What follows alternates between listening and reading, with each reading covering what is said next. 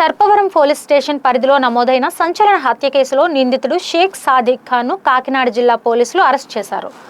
దీనిపై జిల్లా పోలీస్ కార్యాలయంలో జిల్లా ఎస్పీ బిందు మాధవ్ మీడియా సమావేశం ఏర్పాటు చేశారు.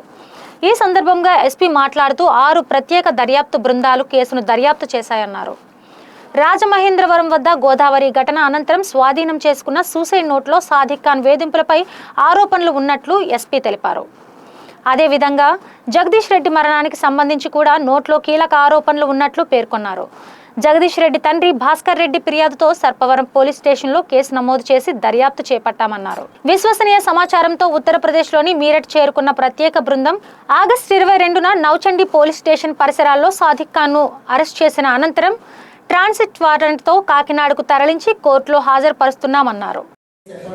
టెక్నికల్ ఎవిడెన్స్ అట్లానే హ్యూమన్ ఇంటెలిజెన్స్ అన్ని కలిపి ట్రాక్ చేసి పడుతున్నాం.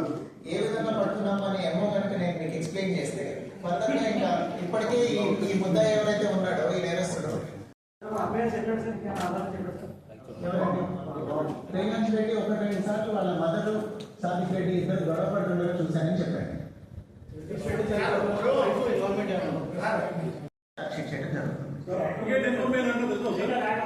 ఒకరి తర్వాత